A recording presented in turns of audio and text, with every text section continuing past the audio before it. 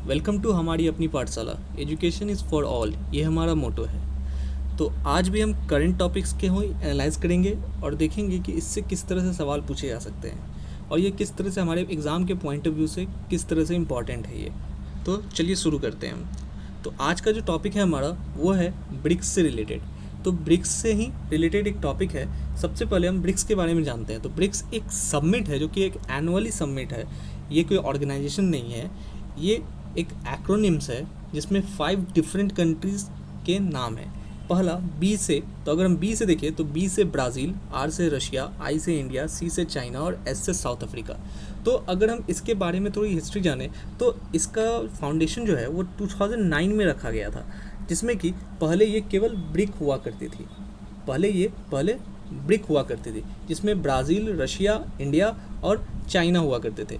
But in 2010 इसमें south Africa भी add हुआ और उसके बाद से हर साल इसमें सबमिट होते हैं। डिफरेंट इन्हीं 5 कंट्रीज़ में ये सबमिट हुआ करते हैं। जैसे कि लास्ट ईयर जो सबमिट हुआ था वो सबमिट हुआ था ब्राज़ील में, और जो इस साल का होने वाला सबमिट है वो रशिया में होने वाला है।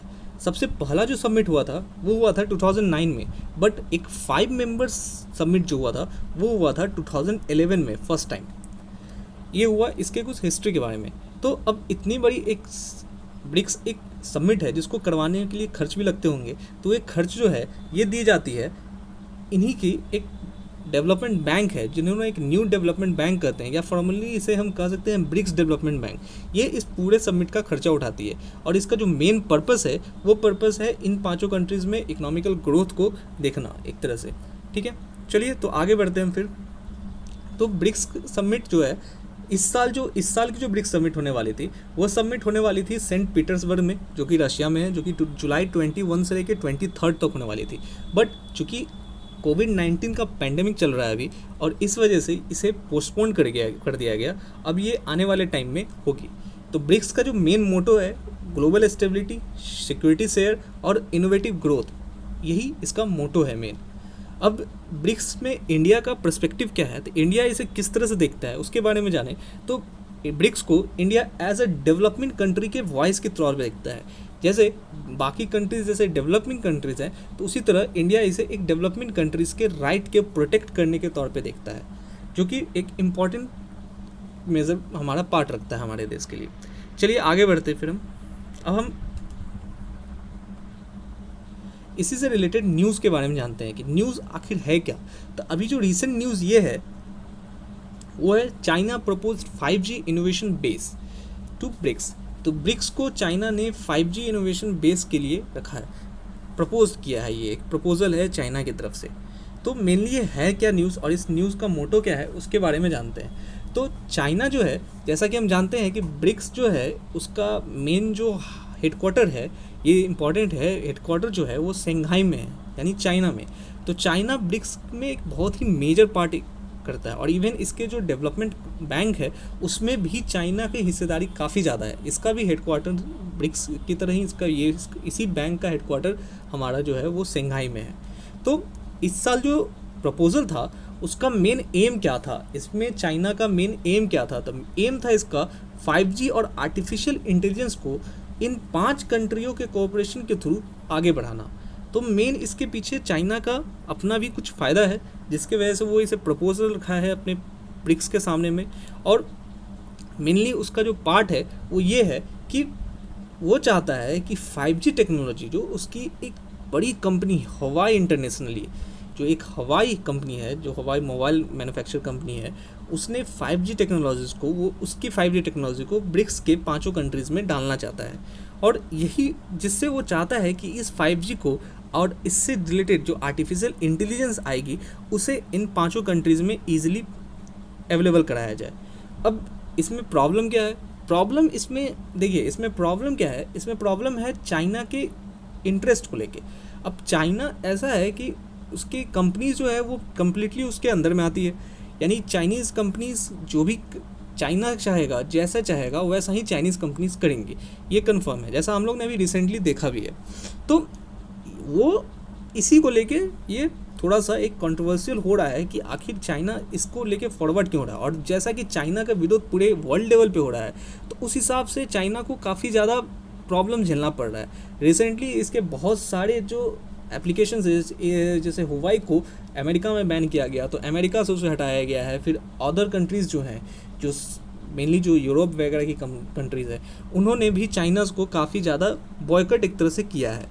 तो अब चाइनाज़ उन कंट्रीज़ को छोड़कर अब वो चाह रहा है कि इसे जो भी उसकी 5G टेक्नोलॉजी है उसे वो इंडिया और इसके आसपास के इलाकों में, जैसे कि इलाकों में इसे आसपास के देशों में इसे प्रोवाइड किया जाए, तो जिससे उसके बिज़नेस पे इम्पैक्ट हो और बिज़नेस वो काफ़ी ज़्यादा ईज़िली वो बिज़नेस कर पाए अपना।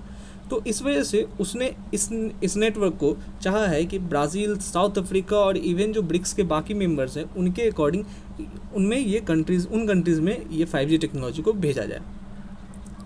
अब इस पे बाकी ब्रिक्स का रिस्पॉन्ड क्या है इसके बारे में जाने, तो रिस्पॉन्ड में अगर हम देखें तो और रशिया ने कहा है कि वो चाइना के साथ 5G टेक्नोलॉजी पे वर्क कर सकता है। अभी उसने कंफर्म भी नहीं किया है बट हाँ वो उसका है कि वो आगे कर सकता है। साउथ अफ्रीका ने भी ऑलरेडी, साउथ अफ्रीका में चाइनीज़ कंपनीज़ के जो हवाई कंपनीज़ है उसने वहाँ की दो तीन टेलीकॉम ऑपरेटर्स को 5G नेटवर्क्स को प्रोवाइड करने का बात किया है। ब्राज़ील भी कुछ हद तक वहाँ पर भी वो बात बन गया है, वहाँ पर भी वो अपना फाइनल कॉल लेना उसको बाकी है बट वो भी अपना कम्प्लीटली वो भी अभी 5G टेक्नोलॉजीज़ के लिए चाइना पे ही डिपेंडेंट होगा। बट अब बात होती है इंडिया की, तो इंडिया में चूँकि इंडिया अभी इसको लेके थोड़ा सा अभी पूरा कंप्लीट नहीं है कि आखिर वो क्या करेगा। बट हाँ चूँकि चाइना का पार्टिसिपेंट उसके कंपनीज़ में काफ़ी ज़्यादा है, इन्वॉल्वमेंट उसका काफ़ी ज़्यादा है, इस वजह से इंडिया भी इसको करने से अभी वो रुक रहा है। तो फिर अगर रुक रहा है तो इंडिया के पास ऑप्शन कहाँ है, ऑप्शन क्या है इंडिया के पास 5G टेक्नोलॉजी को गेन करने के लिए ऑप्शन क्या है इंडिया के पास, तो क्या कौन सा जगह क्या है कि वो ले सकता है। तो इंडिया के पास ऑप्शन ये है कि चूँकि इंडिया जो है, पहले हम जान लें कि इंडिया ने क्यों इसको लेने से क्यों मना कर रहा है।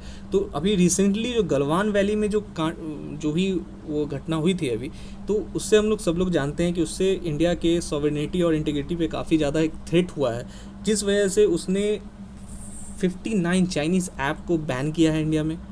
इसी तरह का बैन अमेरिका ने भी किया है। फिर इसी तरह से जो चाइनाज़ के जो इंडियन इंटेलिजेंस है उनका कहना ये है कि हुवाई जो है अगर इंडिया में अगर उसका इन्वॉल्वमेंट होगा तो उसे चाइनीज़ गवर्नमेंट और चाइनीज़ मिलिट्री को उसे काफ़ी ज़्यादा फ़ायदा होगा। और वो चाइनीज़ कंपनीज़ अगर इंडिया में आती हैं तो उससे एक इनडायरेक्ट लिंक चाइना का बनेगा, डायरेक्ट और इनडायरेक्ट लिंक बनेगा चाइना के साथ, ठीक है। अब इससे इंडिया का कहना है कि जब तक हमारे एक्चुअल लाइन ऑफ कंट्रोल यानी LAC पे जब तक हमारा पूरा जो वहाँ की घटना जो गलवान वैली या फिर वहाँ की मिलिट्री हो गई या इंडिया के आसपास जो भी अभी इंडिया और चाइना के रिलेशंस चल रहे हैं हमारे देश में, तो जब तक वो सॉल्व नहीं हो सकते, जब तक वो नॉर्मल नहीं हो सकते, तब तक हम इस चाइनीज़ को जो चाइनीज़ 5G टेक्नोलॉजी है उसको हम अपने देश में लागू नहीं कर सकते हैं। तो अब इसके अलावा तब इंडिया पास है क्या, तब क्या क्या इंडिया के पास 5G टेक्नोलॉजी नहीं रहेगी? तो ऐसा बिल्कुल नहीं है। इंडिया अपने आगे उसके पास और भी एफर्ट्स हैं जो कि इसी तरह के 5G टेक्नोलॉजी को लेकर वर्ल्ड लेवल पे भी एफर्ट चल रहे हैं। जैसा कि ब्रिटेन ने अभी एक अप्रोच किया है US गवर्नमेंट को और उन्होंने एक 5G क्लब बनाया है अपने 10 डेमोक्रेट्स से। 10 डेमोक्रेट्स कहने का मतलब ये है कि उनमें वो 10 बड़ी डेमोक्रेसीज़ को उन्होंने इन्वॉल्व किया है, जिसमें G7 कंट्रीज़ हैं, जिसमें US, UK, Italy, German, France, Japan, Canada और उसके साथ ऑस्ट्रेलिया, साउथ कोरिया और इंडिया को भी उन्होंने अपने इस क्लब में मेंबर दिया है। तो उन्होंने इस मेन जो क्लब है, ये जो 5G क्लब है, इसका मेन पर्पस क्या है? तो इसका पर्पस है एक अल्टरनेटिव सप्लायर बनना 5G इक्विपमेंट को। जैसे कि 5G टेक्नोलॉजी अभी जो चाइना के पास है उसी के एक अल्टरनेटिव सप्लायर बनना इस क्लब का मेन पर्पस है, जिससे वो टेक्नोलॉजीज़ के मामले में चाइना को अवॉइड कर सके, जिससे बाकी कंट्रीज़ जो भी डेवलपमेंट कंट्रीज़ या डेवलप कंट्रीज़ हैं तो उन्हें इस 5G टेक्नोलॉजी के लिए चाइना पे डिपेंड नहीं होना पड़े, इसका एक अल्टरनेटिव सप्लायर बनने के लिए इनका है। अब जैसे इंडिया में ही अगर हम देख ले तो इंडिया में अभी रिसेंटली जियो काफ़ी ज़्यादा आगे चल रहा है। जियो जो है उसने अभी, आप सुने होंगे कि जियो ने अभी 5G टेक्नोलॉजी के लिए आगे, अभी सबसे इंडिया में जो सबसे अभी तेज़ चल रहा है 5G टेक्नोलॉजी को जो लाने की बात चल रही है वो अभी जियो के साथ चल रही है। जियो ने इसके लिए बहुत सारे अभी जो कॉन्ट्रैक्ट्स हैं उन्होंने अभी क्लियर किए हैं उसके लिए, और आने वाले टाइम में हो सकता है कि जियो के साथ ही हमें 5G टेक्नोलॉजीज़ के बारे में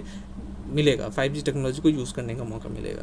तो 5G जैसा कि हम जान रहे हैं कि 4G की स्पीड जितना है उससे कई गुना ज़्यादा 5G की स्पीड होगी, और टेक्नोलॉजी के मामले में, आर्टिफिशियल इंटेलिजेंस के मामले में 5G एक अलग लेवल पे जाने वाला है।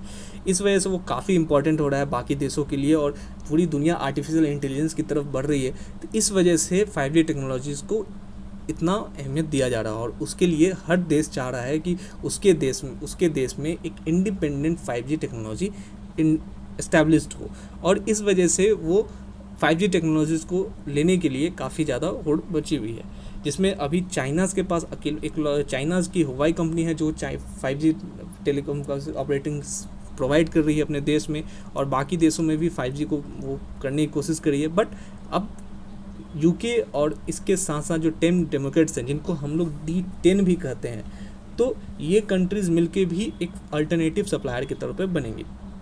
चलिए आगे बढ़ते हैं फिर।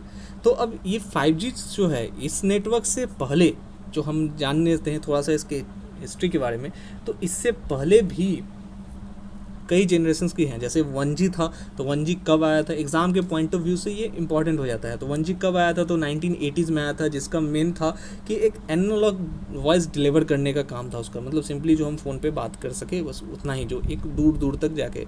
लेकिन 2G आया तो उसने एक डिजिटल वॉइस किया, जो हम लोग CDMA कहते हैं, कोड डिवीज़न मल्टीपल एक्सेस। ये भी एग्ज़ाम के पॉइंट ऑफ व्यू से थोड़ा इंपॉर्टेंट हो जाता है कि एक फुल फॉर्म के तौर पे CDMA, तो कोड डिवीज़न मल्टीपल एक्सेस। तो इसमें 2G जो आया जब, तो वो 90s में आया, अर्ली 90s में आया, और इस इंट्रोड्यूस किया डिजिटल वॉइस को। उसी तरह फिर थर्ड जनरेशन 3G आया जो 2000 में लॉन्च हुआ, और इसने पहली बार मोबाइल डाटा को इंट्रोड्यूस किया हमारे सामने। उसी तरह 4G आया जो 2010 में आया, जो कि 4G LTE यूज़र्स जो थे, इसने मोबाइल ब्रॉडबैंड को काफ़ी उसको इंट्रोड्यूस किया, हमारा मोबाइल ब्रॉडबैंड की शुरुआत की। उसी तरह नेक्स्ट अब हमारी जो 5G है वो हमारे आर्टिफिशियल इंटेलिजेंस को काफ़ी ज़्यादा आगे ले जाएगी। तो ये थे कुछ स्लाइड्स जो हम इस न्यूज़ से रिलेटेड हम लोग ने देखा, कुछ सवालों को इनके देखा हमने, किस तरह से सवाल इससे पूछे जा सकते हैं, और इसी तरह के एफर्ट जो हैं बाकी कंट्रीज़ भी लगा रही हैं। चलिए, thank you very much for watching. अगर आपको हमारा वीडियो पसंद आता है तो इसे लाइक करें, शेयर करें, और हमारे चैनल को सब्सक्राइब करें, जिससे हमें काफ़ी मोटिवेशन मिलता है। So thank you very much.